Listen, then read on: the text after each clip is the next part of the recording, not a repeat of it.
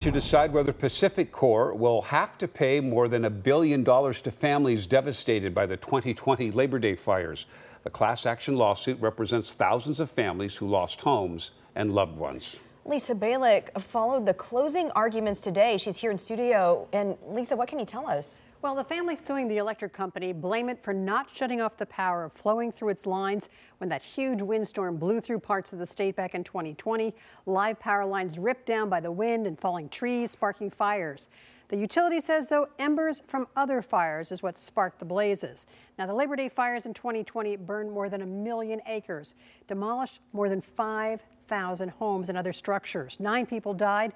Thousands of people lost everything they had.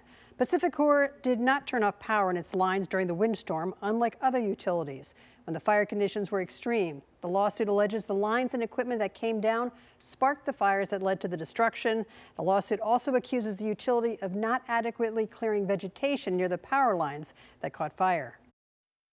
They took no action at all. And the result of the night continues to be predictable as much as it was preventable.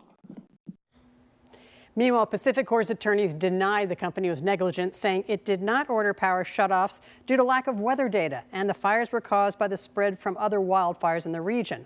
Also, PacifiCorp says it had invested heavily in wildfire mitigation. They also cited the risks of not having power in a community that can cause other health and safety problems. As plaintiffs concede, the Beachy Creek fire burned into the Santiam Canyon at least by the morning of September 8th, 2020. And second, most of the alleged spot fires in the Santiam Canyon were not caused by power lines. Now, while there are 17 plaintiffs named in the lawsuit against PacifiCorp, in the class action, they are seeking damages for thousands of fire victims for physical losses, emotional distress, possible punitive damages as well.